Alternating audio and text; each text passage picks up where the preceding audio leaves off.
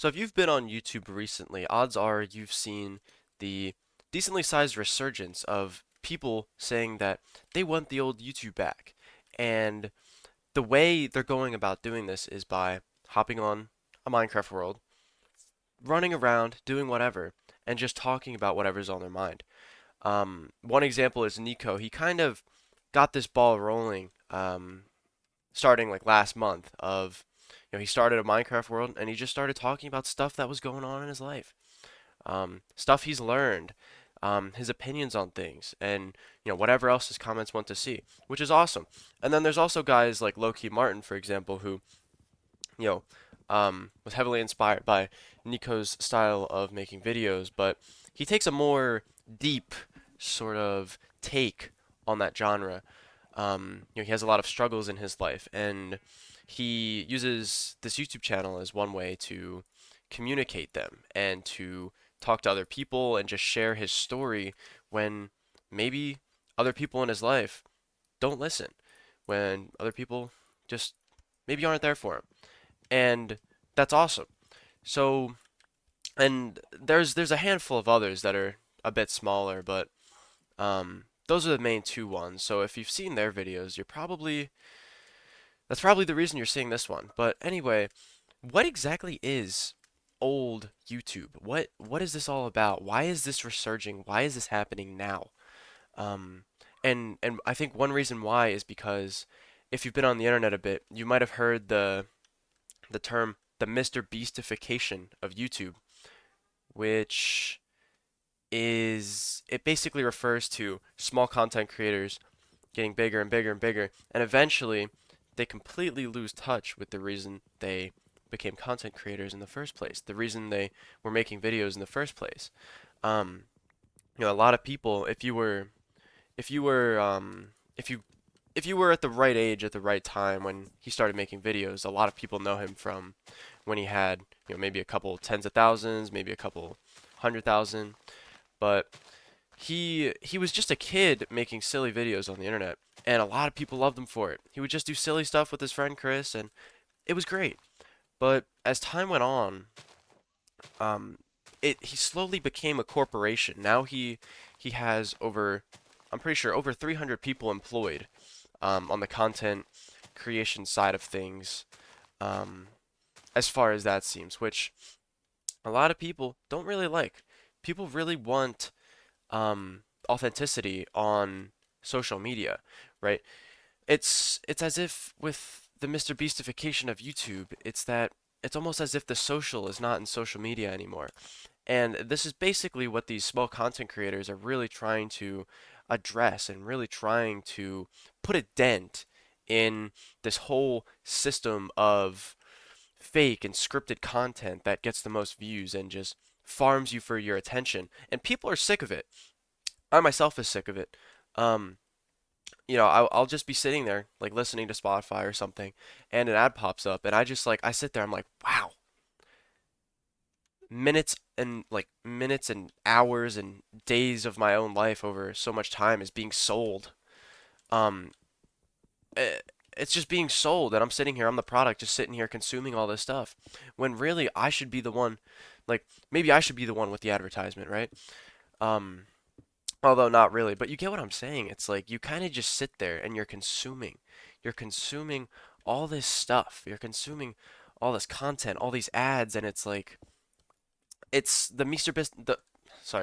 Beastification of YouTube. It's kind of like how in recent times there was a kind of the whole idea of like, ah, yes, look at this beautiful nature preserve. It would be awesome if we put a Walmart here. And that's kind of what this whole genre is really taking a taking a hit at. And as it stands, I mean, this sort of style of content creation, it's very, very niche, I feel. I feel like there's not a lot of people who are finding this sort of content. Oh God, excuse me. Choking on my own spit. Anyway, but not a lot of people are really seeing this content, but people that are finding it, they're coming across, one or two of these channels at a time. And there's a lot of channels out there. I'm seeing all of them. But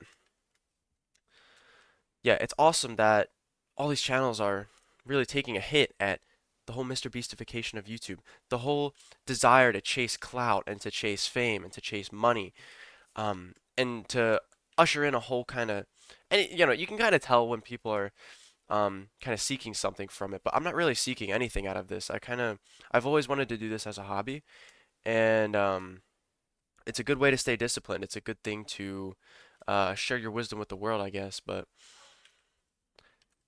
yeah, as far as it seems, it looks like the accounts that are making these types of videos who want to bring the old YouTube back, a lot of these videos are like video diaries. A lot of them can be very personal. A lot of them can just be people talking about their life. And it's kind of similar to Sam Sulek, how he basically overnight had 1 million subs on YouTube just because he's a guy who likes lifting weights and he likes talking about it, and he's pretty good at it. He's a very strong guy. Dude, I need food.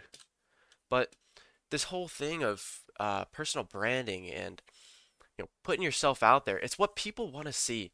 People are tired of being the product. People are tired of not getting anything out of the content besides mindless entertainment. No one wants this anymore, right? The age of TV, it's basically done. The age of radio, basically done. Who the hell listens to the radio anymore, right? Who sits there and watches TV all day, right? People watch Netflix, people watch movies, but like even so, it's like I feel like the number of people consuming this sort of content and may or may not be getting anything out of it, it's really decreasing the amount of people that are doing this. And so I think what's going to happen, this is kind of setting a bit of a precedent. And the thing is, this type of content, it's very, very not developed, I think is a good word for it. A lot of people doing this. This is the first time they've ever made videos in their whole life. They don't know how to talk to a camera. They don't know what to do. They don't know what to say. They don't know how to be concise. And that's kind of the beauty of this whole thing that's going on. It's just that people are picking up something new for the first time because all of a sudden people look on YouTube. It's like, here's a guy just talking about his life. It's like I've always wanted to do this. I've always wanted to, share my stories with the world and have people listen. It's like, and people want to hear this. It's like it's mind-boggling. But yeah, really, it's just a lot of new people are picking this up, and it's really, really awesome to see it. And this is where I step into the equation because I've always, probably for the past like 1 to 2 years, I've always had this thought in the back of my head that I kind of want to share some of my ideas and my experiences with other people because I've been able to share things I've picked up over time with other people, and it's really helped them, and it's really led to some awesome differences that people have made in their lives. And I'm not some like miracle guy, but I'm a young guy. I'm young. I'm a senior in high school. I'm 18 years old. So, my life experiences are going to be decently limited, but I've been around the block, man. I've dated, I've excelled in school. I've also done equally as bad in school. I've been purposeless before, and I've also had a lot of purpose and a lot of drive. Um, I'm young, I'm fit, I work out, so I feel like I got a lot of cool little tales that I can share. And if you're interested in all that, and you're interested in bringing back old YouTube, then let's see where we can bring this. Let's see what can happen. So, um, like, subscribe, comment what you think, and I'm gonna be making more stuff. Thanks for watching, and have a good one.